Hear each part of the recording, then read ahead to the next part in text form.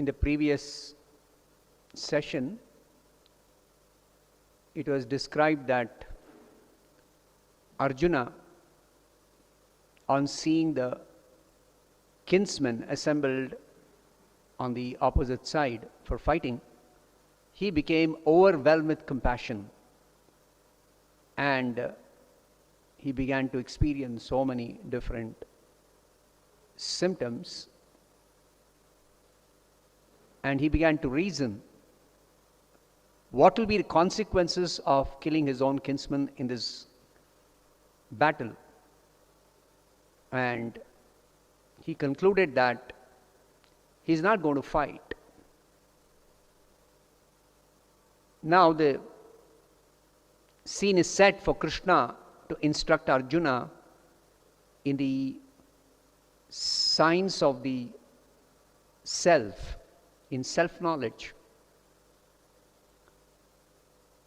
So the Bhagavad Gita describes what was Krishna's response to Arjuna's condition.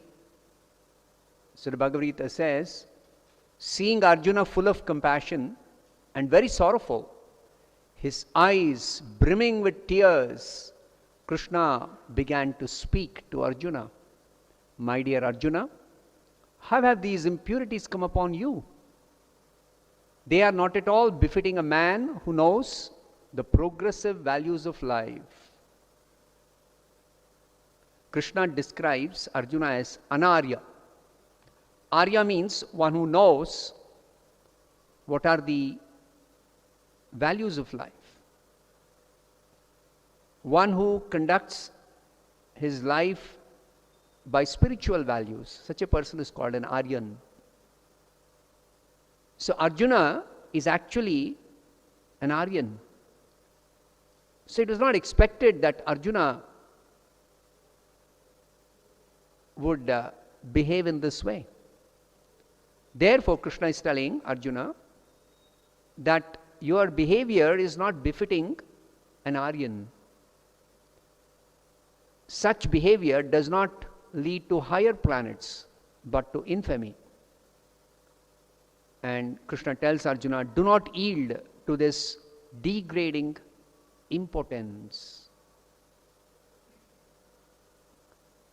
It does not befit you. Give up such petty weakness of heart and stand up and fight. Krishna is directly telling Arjuna, stand up and fight. Give up this petty weakness of heart.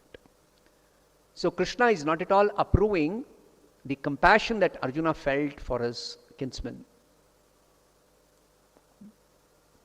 So Arjuna responds,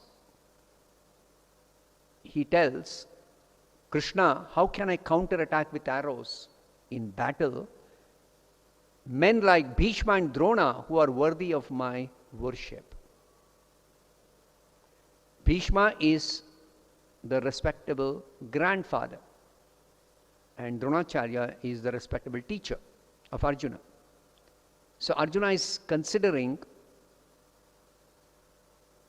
that in particular, how can he fight in battle against respectable superiors like Bhishma and Drona? So Arjuna says, it is better to live in this world by begging than to live at the cost of the lives of great souls who are my teachers. Even though they are greedy, they are nonetheless superiors. If they are killed, our spoils will be tainted with blood. So Arjuna is considering, even though he may fight against Duryodhana and the other Kauravas, but still he was thinking, how can I kill respectable superiors like Bhishma and Drona? In the previous chapter it was described when Krishna was asked by Arjuna, take my chariot between the two armies. Krishna took the chariot between the two armies and stopped right in front of Bhishma and Drona. What is the reason? Krishna stopped the chariot right in front of Bhishma and Drona. Krishna could read Arjuna's mind. Actually, Arjuna was hesitating to fight in the battle because right from the beginning, he was thinking, how can I kill Bhishma and Drona? Though he did not mention that particular reason in the previous chapter. He gave so many reasons, but he never mentioned Bhishma and Drona. Now the real reason is coming out. When Krishna says, give up this weakness of heart, then Arjuna tells Krishna, how can I kill Bhishma and Drona? Now, Arjuna also then thinks that actually it is my duty to fight. Because before the battle, every attempt was made to negotiate for peace. It's not that the Pandavas, when challenged by Duryodhana, directly came for fighting in the battle. No.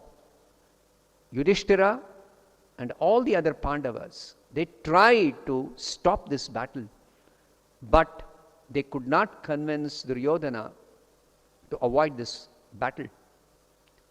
So, battle was inevitable. So now where is the question of Arjuna considering, how can I kill Bhishma and Drona? So therefore, Arjuna is now thinking, actually it is my duty as a Kshatriya to fight. But although it is my duty,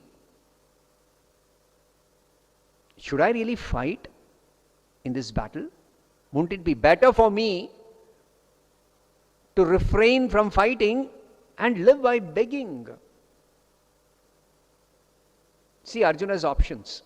Either he has to fight in this battle and win the kingdom for his subsistence, or he has to, if he decides not to fight, then he has to just resort to begging.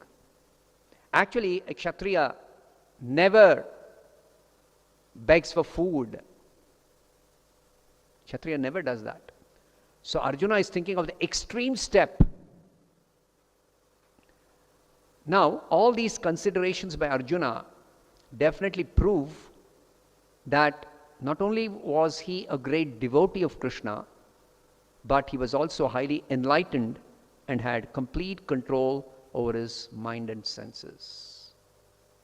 So Arjuna is the ideal, fit candidate for receiving instructions in self-knowledge from Krishna. That is the conclusion that was given in the previous chapter. Such a kind and soft-hearted devotee is fit for receiving self-knowledge. So Arjuna is the ideal candidate for Krishna to instruct in self-knowledge. So Arjuna, considering that he is confused whether he should fight or not, he submits himself to Krishna. He tells, now I am confused about my duty and have lost all composure because of weakness of heart. In this condition, my dear Lord Krishna, I am asking you to tell me clearly what is best for me. Now I am your disciple and a soul surrendered unto you. Please instruct me. So far, the talks were going on between two friends. Krishna and Arjuna were talking as friends. Now, when Arjuna is confused about his duty, he surrenders to Krishna. And he submits to Krishna, I am your disciple. No longer I am your friend. Kindly instruct me. So, it is a lesson for us that by nature's own way, all material activities are a source of perplexity for every human being in this world. So, in every step, there is perplexity. And to get out of this perplexing situations, it is said that one must approach a bona fide spiritual master, a guru, a proper guru, who can give one proper guidance in executing the purpose of life. All Vedic literatures instruct us to approach a proper guru. Now, these perplexities come without our desiring them. They are just like a forest fire which somehow blazes without anybody setting fire in the forest. So, it is the instruction of the Bhagavad Gita, just like Arjuna surrendered to Krishna. Similarly, we should also surrender to a bona fide spiritual master if at all we are interested in solving the problems of life. So Krishna assumes the position of the teacher and he begins to instruct Arjuna. This is where the teachings of the Bhagavad Gita begin at this point. So first of all, Krishna tells Arjuna that those who are learned, they do not lament for the body. Arjuna was speaking learned words, but in spite of speaking so many learned words, Arjuna was lamenting for the body. So Krishna says, one who is wise, one who is really learned, he does not lament for any condition of the body. What is the basis of a learned person's understanding? Not lamenting for the body. It is the fact that every one of us, we are spirit soul, we are not the body. This is the basic teaching of the Bhagavad Gita. This is a very important lesson for everyone. All our problems in this world are because of our misconception that I am the body. Actually, we are not the body. The body is an external covering or a dress for the real I. I or you or any person in this world is actually a spirit soul. And Krishna also tells Arjuna that he himself, Krishna himself, Arjuna and all the assembled kings are eternally individual beings. They were individuals in the past, they are individuals now, and they will continue to be individuals even in the future. So, Krishna establishes eternal individuality for everyone, including himself. So, therefore, there is no cause for lamenting for anyone.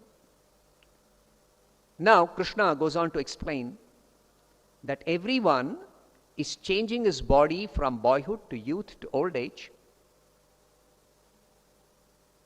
And this change of body can be understood when we realize that I had a body of a small child when I was born.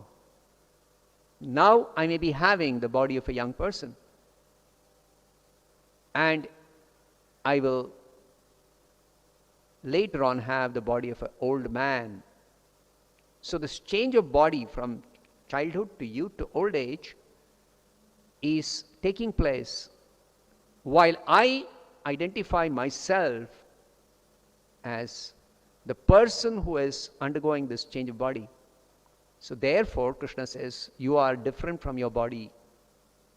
So what are you if you're not the body? You are the soul or the spirit within the body. You are the unchanging spirit within the body. And Krishna also tells Arjuna that in discharging one's duties, one should learn to tolerate non-permanent appearance and disappearance of happiness and distress. Whatever happiness or distress we experience, anybody experiences, is due to the contact of the senses. Contact of the senses. Matra sparsha. So such change of body, the appearance of happiness and distress are compared to change, appearance and disappearance of the seasons. Just like winter and summer, they come and go. Like that, happiness and distress come and go, and one should learn to tolerate them and continue to discharge one's duties under all circumstances. Then Krishna says, if one is able to tolerate such happiness and distress, and is steady in the discharge of his duties through all situations, then such a person is eligible for liberation. So Arjuna, as a Kshatriya, he had his duty to fight in this battle. So even if it is difficult for him to fight with his family members, considering his duty, he should actually engage himself in fighting this battle as Krishna is instructing him. Now, Krishna further describes that each one of us, we are spirit soul. This spirit soul is a very, very, very tiny spiritual atom. It is smaller than the material atom. So, we cannot see the spirit soul. We cannot see ourselves as soul. We can only see or perceive the body. But does it mean that we cannot see the soul, so we can never know anything about the soul? No. Krishna says, the symptom of the soul's presence is perceived as consciousness which is spread throughout the body. So the symptom of the soul is consciousness. No one is able to destroy this imperishable soul. It's a characteristic of the soul, or you, or I, or any person. For the soul, there is no death. The soul cannot be destroyed. So what we know as death is destruction of the body. So Krishna is telling Arjuna, only the material body is going to be destroyed at the time of death. Or when a person is killed, it's only the body which is destroyed. The person, as spirit soul, does not die, even when the body is killed. Therefore, he is telling Arjuna, you should not lament in the discharge of your duty as a Kshatriya. Now, Krishna describes the wonderful characteristics of the spirit soul. For the soul, there is never birth nor death. The soul is unborn, eternal, ever existing, undying, and primeval. The individual soul is also unbreakable. It cannot be destroyed by any weapon. It is insoluble. It cannot be destroyed even by water. Neither it can be burnt by fire. It cannot be destroyed by fire. It cannot be withered by the wind. So the soul, the real person inside the body, is indestructible in all ways, remains indestructible. So therefore, the spirit soul is described as everlasting, all-pervading, present everywhere. That means living entities are all over God's creation. So this establishes the fact that we see so many planets in the sky, especially at night. Now people wonder whether there is any life on the other planets. According to the Bhagavad Gita, there is life on every planet. Though the living conditions may be different on different planets. The living beings on different planets have suitable bodies for residing in those planets.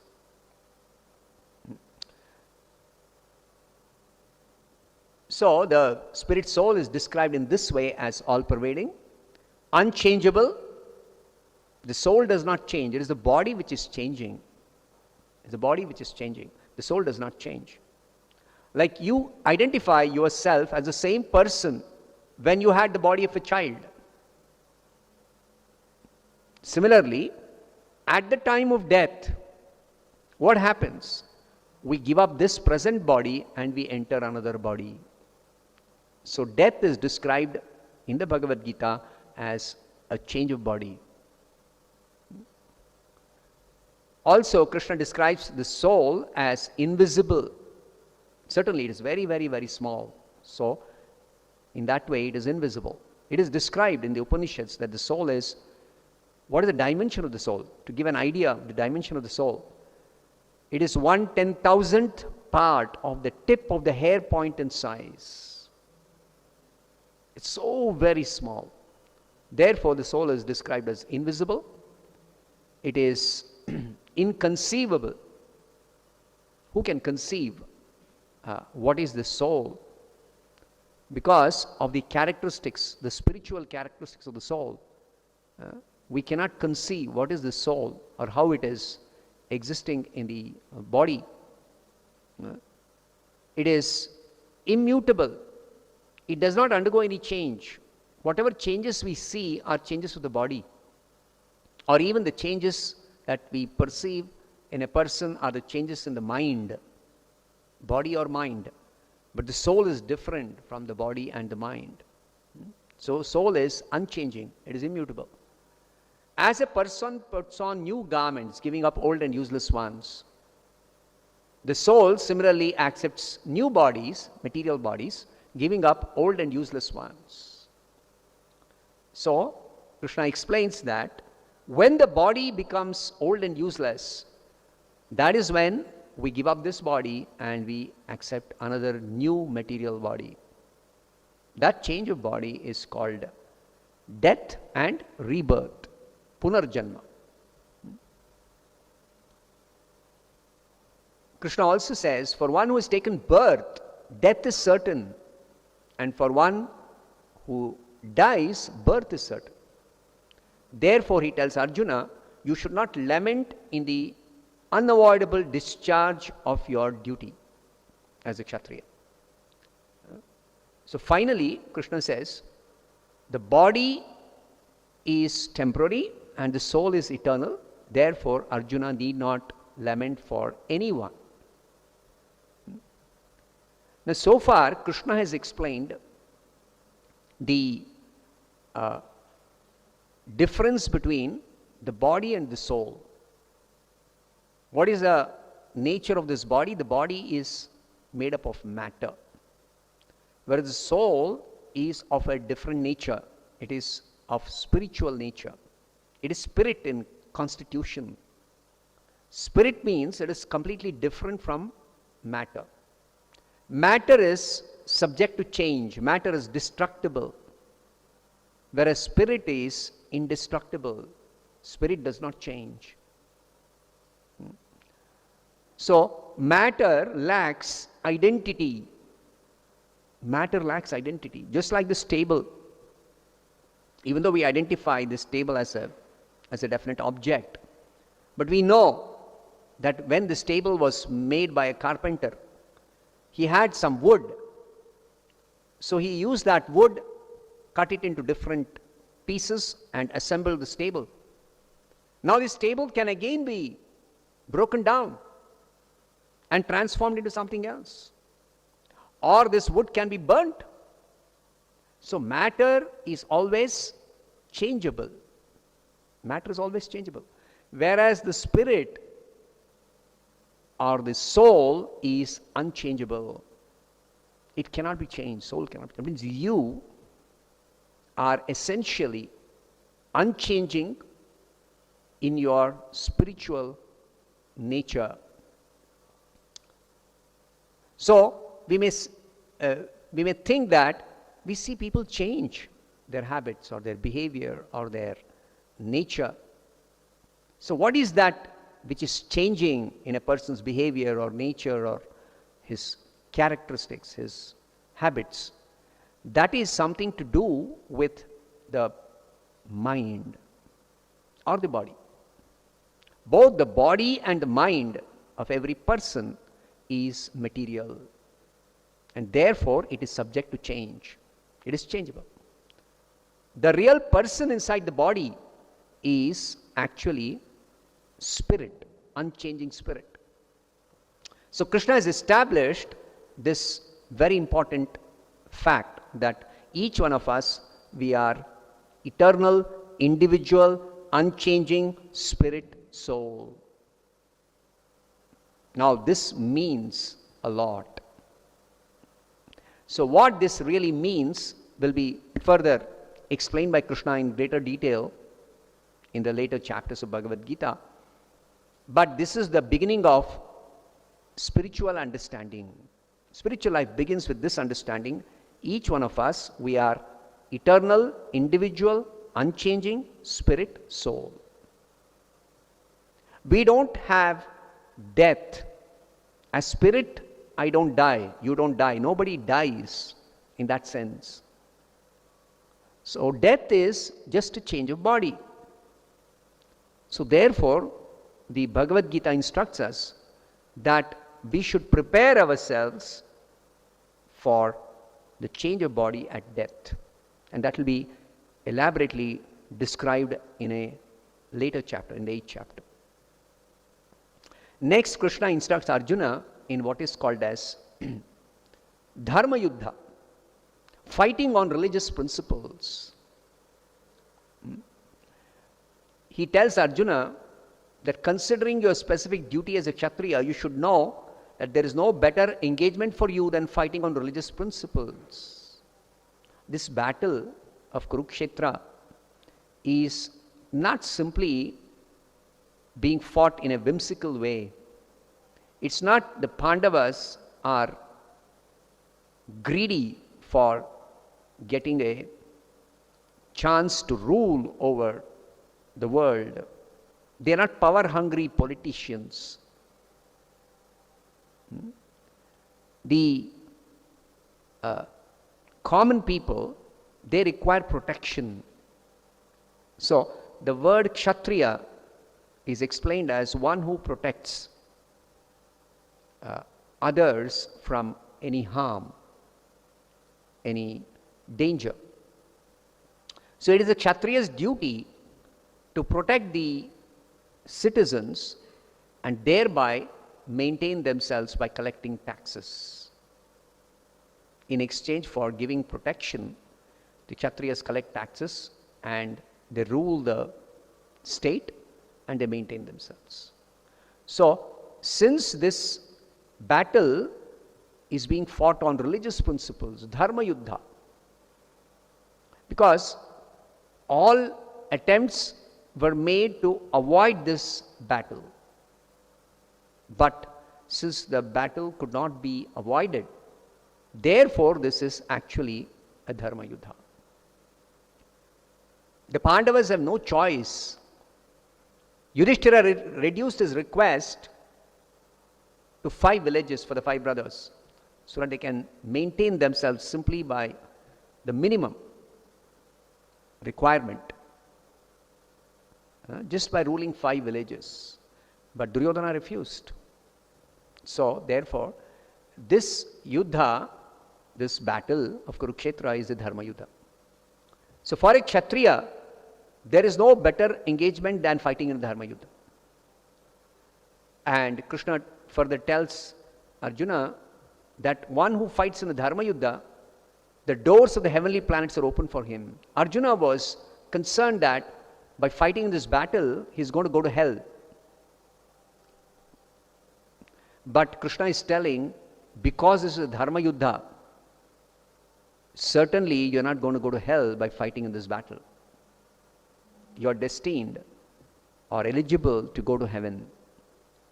If you do not fight in this religious war, then you will incur sin for neglecting your duty. And in that way, you will actually incur sinful reactions.